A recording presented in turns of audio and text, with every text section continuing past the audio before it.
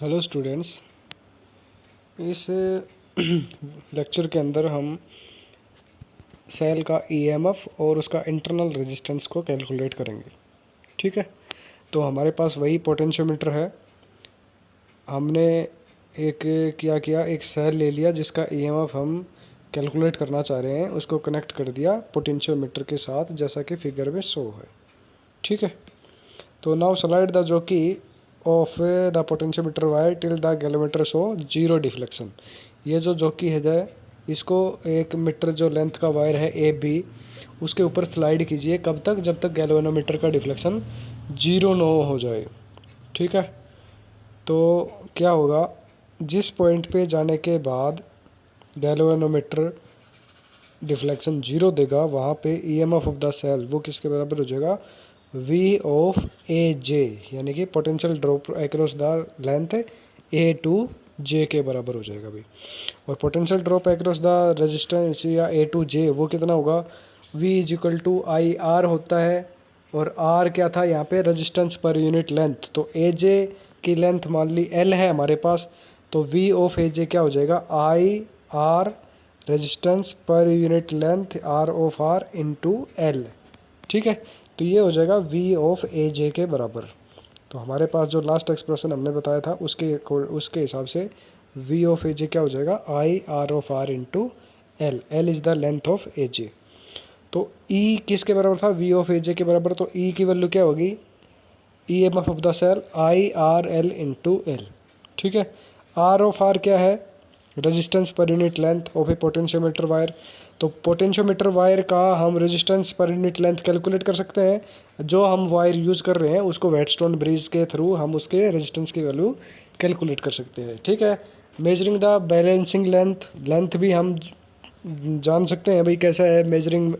मेजरमीटर का या मेजरमीटर का यूज़ कर सकते हैं, हम इसकी लेंथ कैलकुलेट कर सकते हैं। नोविंग द करंट आई जो करंट इसके थ्रू फ्लो होगा वो भी हम कैलकुलेट कर सकते हैं।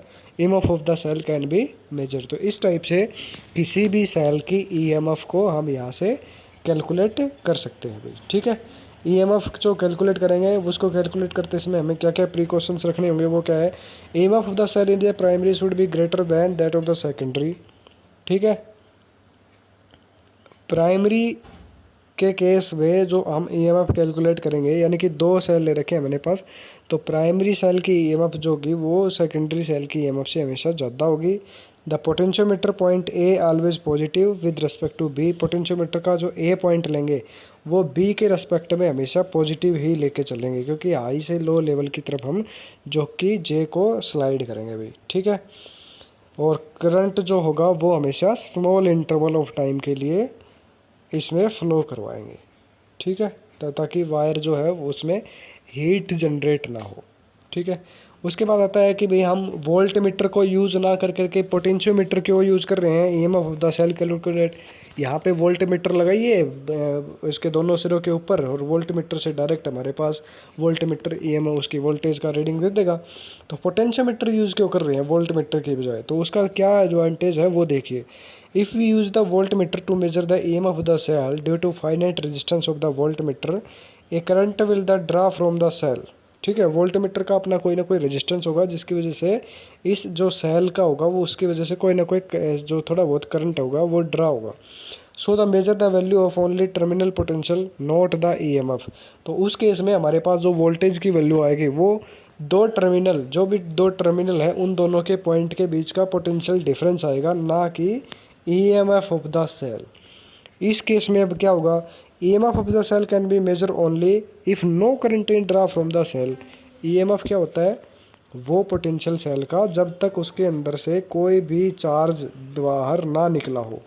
ठीक है, तो यानी कि उसमें से करंट बिल्कुल भी बाहर ना निकला हो, उस पॉइंट तक हम उसे जो हमारे पास सोर्स है उसकी जो वोल्टेज है उसको ईएमएफ कहेंगे। तो ईएमएफ कब होगी? जब no current is draw from the cell. और why measure the this is made only possible with the help of potentiometer. इसी तरह से अगर हम हमारे पास मान लेते हैं 2 सेल हैं E1 जिनकी E1 और E2 ईएमएफ है, और उनकी पोटेंशियल का कंपैरिजन करना चाहें, तो क्या करेंगे, एक बार तो हम गैल्वेनोमीटर को E1 से कनेक्ट कर देंगे और जो हमारे पास वायर था उसके ऊपर जॉकी को स्लाइड करेंगे और उसकी जो लेंथ है उसको कैलकुलेट कर लेंगे।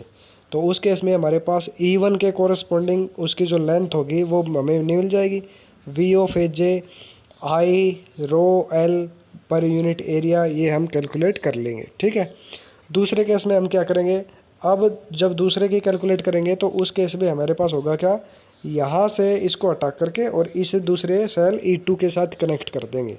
तो यहाँ जोड़ेंगे, फिर जॉकी को स्लाइड करेंगे तो हमारे पास E2 के लिए हमारे पास रेजिस्टेंस का जो मैथमेटिकल एक्सप्रेशन होगा वो आ जाएगा। इक्वेशन फर्स्ट को इक्वेशन सेकंड से डिवाइड कर दीजिए।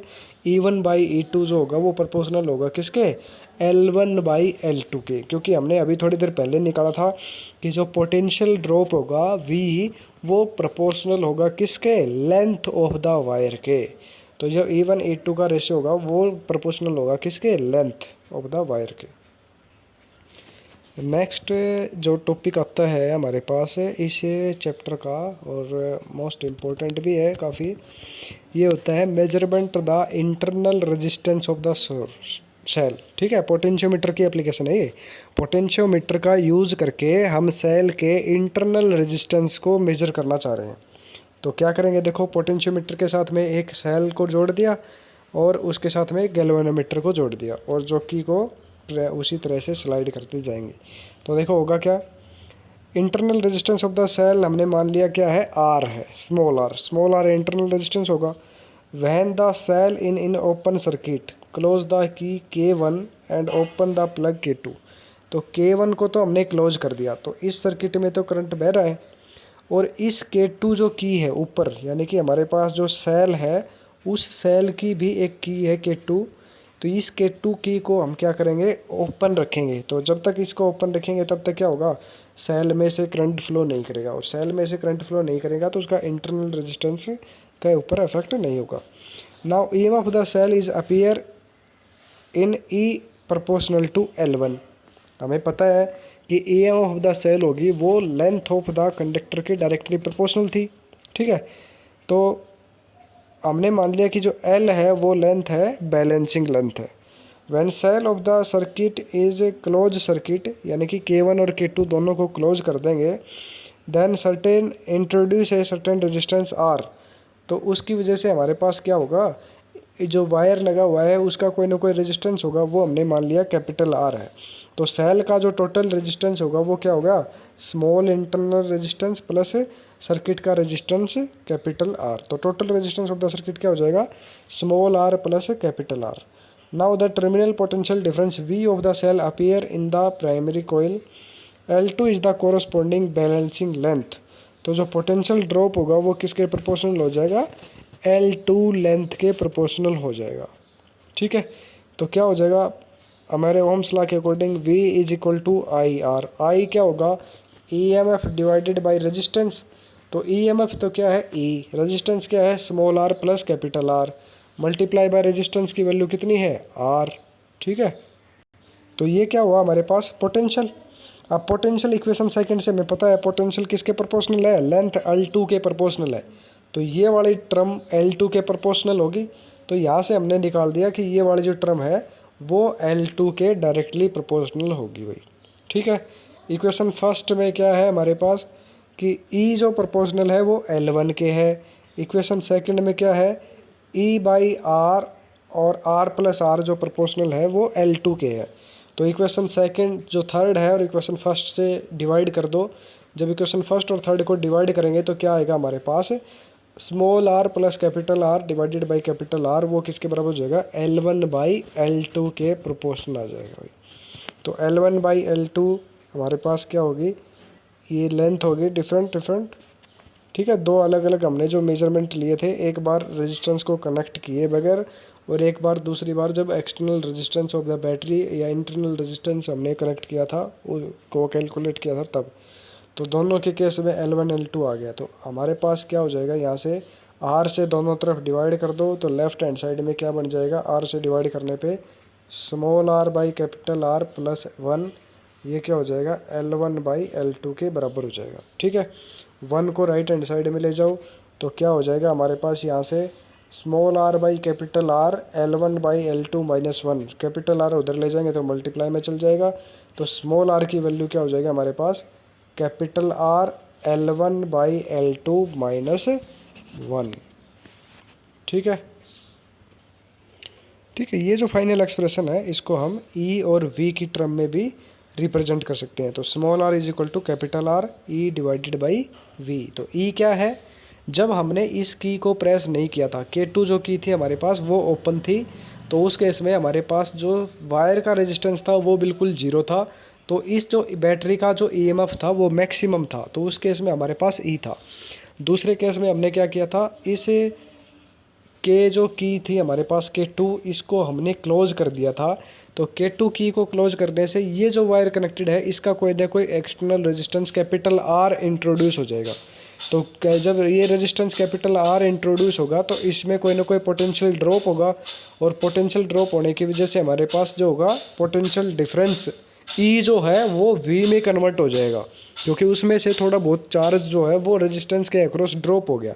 तो हम इसको E की जगह V लिख देते हैं। तो E by V minus of 1। तो L1 लेंथ कब थी जो कि की के ऊपर, ये जो AB लेंथ में L1 लिए बैलेंसिंग लेंथ थी कब, जब एक इसकी की वन को जो K2 की है हमारे पास ऊपर, इसको हमने ओपन रखा था। तो यहाँ पे जो पोटेंशियल ड्रॉप था वो RT के अक्रॉस कितना था, 0 था। दूसरे केस में हमारे पास L2 लेंथ कब थी, जब इसको की को हमने क्लोज कर दिया। इस की को क्लोज कर देंगे तो होगा क्या, यहाँ से कोई ना कोई पोटेंशियल इस R में भी ड्रॉप होगा, और जो पोटेंशियल E था वो V में कन्वर्ट हो जाएगा भाई। ठीक है, तो यहाँ से internal resistance of the cell का हमारे पास फॉर्मूला आ गया। तो ये दोनों फार्मूले याद रखने, ठीक है, दोनों में से किसी पे भी न्यूमेरिकल आ सकता है।